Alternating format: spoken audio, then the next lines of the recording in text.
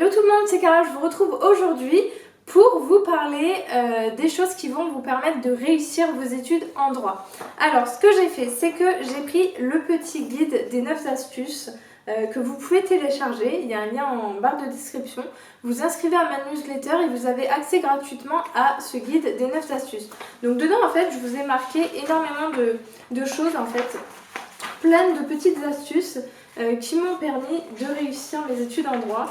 Si vous les lisez attentivement, vraiment ce sont des choses qui vont faire la différence entre vous et d'autres étudiants. Je suis vraiment persuadée que ce sont les choses qui aident à réussir en droit. Ce sont des choses toutes bêtes, mais à vraiment appliquer rigoureusement et vous n'aurez vraiment pas de mal. Alors du coup, on va commencer avec la première chose. Donc, je vous fais un petit résumé en fait, voilà, pour vous expliquer un petit peu, c'est bien de pouvoir avoir la petite vidéo. Et si jamais vous voulez le lire vraiment, avoir tous les détails, vous pouvez le télécharger. Alors, en premier point, j'ai mis écouter attentivement le cours. Alors, écouter attentivement le cours, c'est quelque chose de très important parce que c'est quelque chose qui va vous permettre en fait déjà d'intégrer le cours et d'avoir une première approche. C'est très important de ne pas rentrer dans une spirale infernale en fait, parce qu'il y a beaucoup de personnes, je me rappelle, j'avais des amis qui n'allaient pas en cours pour pouvoir travailler leur TD. Alors en fait, elles se disaient, le TD, c'est les travaux dirigés, c'est quelque chose qui demande énormément de temps, il faut passer énormément d'heures dessus et chaque semaine, il faut rendre un TD. Et du coup, elles n'allaient pas en cours pour pouvoir travailler leur TD. Et elles se disaient que les cours, elles les rattraperaient plus tard, qu'il y a une copine qui peut les envoyer. Mais ça, c'est vraiment pas quelque chose à faire pour moi parce qu'en fait, au final, c'est qu'un manque d'organisation. Il est tout à fait possible en fait d'aller tout le temps en cours et de pouvoir travailler ses TD à côté.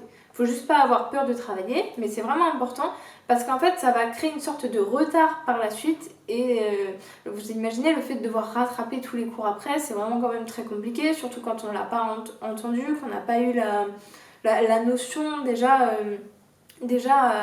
qu'on n'a pas écouté ce que le prof expliquait. C'est quand même une autre approche d'avoir le prof qui explique le cours et de tomber directement sur le cours. Donc c'est vraiment important et aller en cours, c'est pas simplement aller en cours. Il faut être attentif. Donc être attentif, c'est écouter. C'est écouter, essayer de comprendre ce qu'il dit. Pas juste noter en fait tout simplement les phrases qui sont dites. C'est vraiment écouter, comprendre le cours, le noter un peu comme on le comprend, pas noter tout mot par mot. Et ça, c'est important en fait parce que c'est une première étape dans l'apprentissage, vraiment. Et pour ça, en fait, c'est important vraiment de bien se reposer, de bien dormir, d'avoir un bon rythme de vie. Moi, j'avais pas mal de copines qui allaient en soirée, vraiment, elles se couchaient à pas d'heure. Après, elles venaient en cours, elles étaient complètement fatiguées. Ok, elles notaient le cours comme ça à écrire. Mais au final, elles n'étaient pas assez concentrées pour écouter. Moi, je l'ai vu vraiment, des fois, il y a des fois où j'arrive à moins bien dormir que d'autres, hein, tout à fait normal. Et bien après, le lendemain en cours, je suis clairement moins attentive et on voit la différence. Ensuite, la deuxième étape, ne pas tout noter. Donc là, j'ai commencé à l'expliquer un petit peu. Alors là, en fait, je vous explique les cours romans, les cours synthétiques, les fiches synthétiques un petit peu. C'est ce que je vous dis souvent dans mes vidéos. Donc ça, si vous ne le comprenez pas forcément, eh bien, c'est ce que j'explique dans ce guide-là. Alors les cours romans, qu'est-ce que c'est pour moi ? Pour moi, le cours roman, en fait, c'est quand le prof dit son cours et qu'on va être là à noter en fait mot par mot tout ce qu'il dit. Ça va faire des sortes de gros blocs, gros paragraphes. En fait, c'est comme un roman. En fait, c'est comme ouvrir un livre et il n'y a rien qui ressort. En fait, quand on va arriver en période de révision, on va ouvrir son cours et on va avoir tous ces paragraphes-là, ces blocs de phrases. Ça va pas du tout donner envie. Pour moi, ça c'est le cours roman. C'est quand même quelque chose à énormément éviter. Il y a des personnes, elles sont incapables de faire autrement. Après, si elles y arrivent, tant mieux. Mais moi, si je devais donner un conseil, ce serait vraiment d'éviter ces cours romans. Ensuite, on a les fiches synthétiques. Donc les fiches synthétiques, enfin, pas les fiches, les cours synthétiques. Après, vous pouvez faire des fiches synthétiques, hein. Mais les cours synthétiques, pour moi, ce sont des cours en fait où on va noter en fait ce qu'on comprend. Quand le prof parle, on va pas noter la phrase mot à mot, mais on va noter en fait une petite phrase. Voilà, parfois, il y a des phrases qui doivent se recopier mot à mot, mais voilà, quand il y a quelque chose qui est expliqué, parfois il réexplique en 3 phrases différentes, 3 tournures différentes. On va noter une phrase, ça suffit. L'exemple que je donne souvent, c'est par exemple quand il y a différentes conditions. Le prof, il va dire les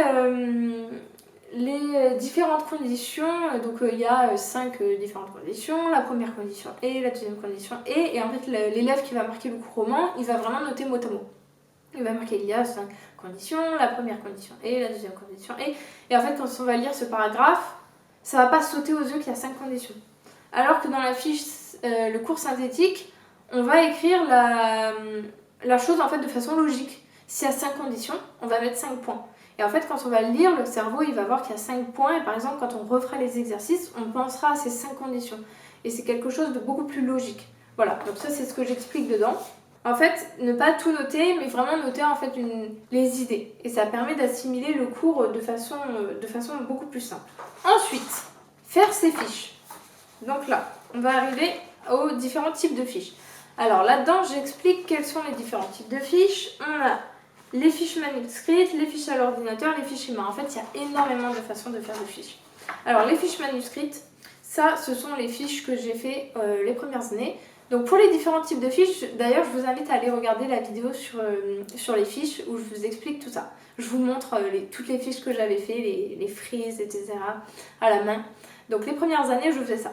En fait, sur mes 5 années, j'ai vraiment évolué ma méthode de travail pour arriver à la fin à une méthode extraordinaire. Et donc, d'abord, je faisais mes fiches manuscrites. Ensuite, qu'est-ce qu'on a? On a les fiches à l'ordinateur. Donc les fiches à l'ordinateur, ça, j'ai bien aimé les faire parce que, en fait, je trouvais que ça faisait perdre moins de temps. Plutôt que de devoir recommencer sur un autre support, et bien tout simplement, je les faisais à partir de mon cours. En fait, je retravaillais mon cours, je raccourcissais un petit peu, voilà, je retravaillais mon cours. Et ensuite, je suis arrivée aux fiches schéma. Donc ça, les fiches schéma, c'est un truc pour moi qui a été vraiment révolutionnaire. C'est en fait transformer un cours en schéma. Et en fait, on peut le faire vraiment avec n'importe quel cours, c'est juste les schémas qui vont s'adapter. Et en fait, pour le cerveau, visuellement, ça va être incroyable pour apprendre. Et quand on les fait, en fait, lorsqu'on les fait, on apprend déjà son cours. Ça met beaucoup de temps à les faire, mais quand on les fait, vraiment, on apprend le cours. On apprend le cours, on a toute la logique dans la tête, vraiment. Et après, quand on va y repenser, les schémas, ils vont venir directement dans la tête, vraiment. Et quand on va devoir réviser, il y aura juste à relire, voilà, ces différents schémas. Donc il y aura différentes relectures à faire, hein, bien sûr, mais ce sera plus un total apprentissage. Et c'est vraiment possible de le faire avec n'importe quel cours. Par exemple, dans la formation que j'ai fait, je vous explique comment est-ce que j'ai fait pour transformer mon cours de droit des biens en fiche schéma. Et je vous montre vraiment. Et en fait, même mettre les paragraphes dans des blocs, etc. Mais c'est le fait de réorganiser le cours, c'est vraiment une méthode incroyable pour moi. Donc vraiment, c'est quelque chose que je vous conseille de faire si vous voulez optimiser vraiment votre apprentissage. Mais après, voilà, il y a vraiment plein de façons de faire des fiches. C'est à vous d'essayer, de voir ce qui vous correspond le plus. Mais c'est vrai que toutes les personnes qui ont essayé de faire les fiches comme moi, voilà, qui ont intégré cette formation, elles en sont vraiment, vraiment ravies. Et ça a changé tout dans leur apprentissage. Donc moi, c'est vraiment ce que je peux vous conseiller. En tout cas, vraiment, faire des fiches. Pas laisser le cours tel quel et apprendre le cours comme ça. Ensuite, 4e étape, travailler régulièrement. C'est bien que je vous ai fait une vidéo comme ça parce qu'en fait, pour moi, c'est tous les piliers du droit. Si vous arrivez sur ma chaîne, je pense que c'est la première vidéo à regarder. Donc, 4e étape, travailler régulièrement. La régularité, mais pour moi, c'est quelque chose, mais en fait, c'est le truc que je mets, mais numéro 1. Numéro 1 pour réussir en droit. La régularité, vraiment.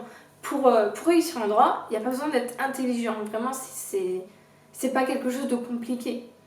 Ce qui est le plus dur, en fait, d'ailleurs, j'ai prévu de vous faire une vidéo dessus. Votre plus grosse difficulté, c'est la charge de travail. C'est répartir, en fait, tout ça, essayer de tout se rentrer dans la tête, tout ça. Et pour ça, le seul secret, vraiment, c'est la régularité. C'est travailler régulièrement. Vous n'êtes pas des robots, c'est pas en 2 semaines avant les examens que vous allez pouvoir tout rentrer dans votre tête comme ça. Donc il va falloir travailler régulièrement, voilà. Organiser des plannings, trouver une façon de faire pour travailler un petit peu tous les jours, voilà. Après avec des jours de repos, hein, bien évidemment, mais travailler régulièrement, c'est très très important. Et donc travailler régulièrement, en fait, ça permet aussi de se créer un équilibre, en fait. Parce que si on va rien faire, par exemple... la semaine on décide de rien faire, le week-end on décide un peu de travailler. Bah, le week-end en fait on va pas pouvoir travailler tout le week-end, on est fatigué, on a envie de se reposer. Donc en fait le fait de l'avoir réparti sur la semaine, ça va pouvoir permettre de créer un équilibre. Par exemple moi j'arrivais à sortir voir ma copine le week-end si j'avais envie. Voilà, c'est pas que le week-end, révision, on sort plus, etc. En fait c'est trouver une certaine sorte d'équilibre et ça c'est capital. Ça se fait avec la régularité et l'établissement de planning peut vous aider à respecter ça. Ensuite, nous arrivons à la 5e étape. Faire ses TD sérieusement. Alors, qu'est-ce que j'ai expliqué là-dedans? Donc, dans les TD, j'ai expliqué que les TD, c'est très important. En fait, les TD, ce sont travaux dirigés, ce sont des cours en petit comité, en fait. Et vous allez travailler, vous allez mettre en fait en pratique vos cours. Et donc ça c'est très important parce que déjà c'est quelque chose qui compte beaucoup hein, dans votre moyenne. Donc ça c'est quelque chose qui demande beaucoup de travail. Voilà. Donc au début c'est compliqué. C'est compliqué, il y a énormément d'élèves qui se prennent des mauvaises notes, qui se ramassent. C'est normal, hein, c'est vraiment normal, il ne faut pas se décourager. Voilà. On ne va pas se braquer pour une mauvaise note, hein, ça je l'ai noté. On sait que les profs ne mettront pas 18, hein, mais le but en fait c'est d'évoluer, de progresser. Et travailler bien ses TD, en fait, ça permet aussi de faire ses preuves. Parce qu'il faut savoir que les chargés de TD, ce sont ceux qui vont pouvoir décider d'augmenter votre note de TD, en fait. Vous savez, les notes de TD, ce sont les devoirs qui vont vous être demandés. Et à la fin du semestre, ça, je l'ai vu dans les 2 facs où je suis allée, donc je pense que ça se fait un peu partout. Le chargé de TD peut décider de vous augmenter entre 0 ou 2 points de votre moyenne. Et s'il voit que vous avez participé, vous avez bien travaillé vos TD, vous leviez la main, etc., vous vous rendez compte, 2 points en plus, ça peut vraiment vous sauver. Si vous avez 8 à l'écrit, 12 au TD, ça peut vraiment faire la différence. Ensuite, 6e étape, qu'est-ce que j'ai expliqué? Maîtriser les méthodologies. Bon ça c'est vraiment capital, hein. On ne peut pas réussir en droit sans maîtriser les méthodologies. Ça c'est ce qu'on va vous demander de travailler les premières années, donc première année, deuxième année. La méthodologie, c'est capital. Limite, ils vous noteront plus sur ça que le fond en lui-même. Premièrement, il faut comprendre la méthodologie. Donc en droit, il y a plusieurs exercices méthodologiques. Hein. On a la fiche de jurisprudence, le cas pratique, commentaire, dissertation. Donc au début, vraiment, c'est important de privilégier, pas privilégier, mais il y a une grande importance accordée pour la forme. Et ça, c'est vraiment important. Donc dès le départ, bien travailler les méthodologies, essayer de faire le maximum pour respecter ça. Ensuite, 7e point, aller à la bibliothèque. Donc aller à la bibliothèque, en gros, je veux dire lire des ouvrages un peu extérieurs. Donc pour ça, vous pouvez aussi le faire de chez vous, hein, sur les revues en ligne, vous savez, Dalloz, LexisNexis, vous pouvez aussi avoir accès depuis votre espace élève. Et donc ça vous permet d'avoir accès à tout ce qui est ressources juridiques, etc. Des fois, il y a des cours. Donc c'est vraiment important. Donc pourquoi c'est important? Premièrement, ça peut être un environnement de travail, donc ça c'est pas pour tout le monde, hein, mais ça peut aider. Ensuite, ce qui est bien aussi, c'est que ça peut aider en fait à travailler un cours, parce que parfois il y a des profs qui sont plus ou moins clairs, hein, disons-le, et un livre, ça va expliquer la même chose, mais d'une façon un peu différente. En fait, ça a une certaine approche, et donc c'est quelque chose qui peut vraiment être intéressant en fait, de pouvoir avoir en fait une autre vision du cours.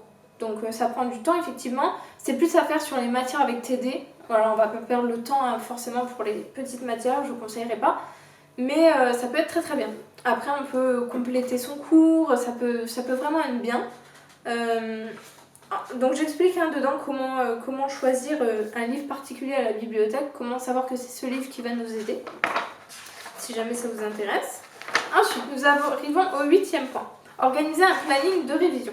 Donc ça, j'en ai parlé là dans le point pour travailler régulièrement. Le planning de révision, en fait, c'est quelque chose qui va vous permettre d'avoir une vision sur votre charge de travail. Quelque chose de très, très intéressant. Et donc, dedans, je vous explique comment faire, en fait, quand on a l'approche des partiels pour créer son planning de révision.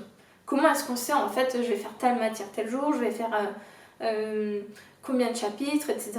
Donc ça j'explique, c'est vraiment très bien, pour moi c'est ce qui m'a aidé à réviser mes partiels, donc c'est très, très intéressant.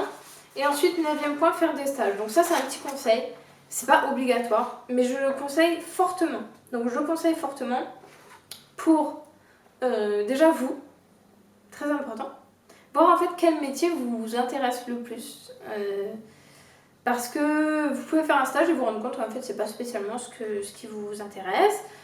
Vous pouvez faire un autre stage, voir que finalement vous pensez pas que c'était ça, mais finalement ça vous intéresse plus. Donc déjà pour vous c'est vraiment très important. Et aussi ça vous permet en fait de vous rattacher à un métier, quelque chose qui vous intéresse et vous donner une motivation pour votre travail de tous les jours dans vos études. Ensuite c'est important aussi pour le dossier, ça peut vachement aider.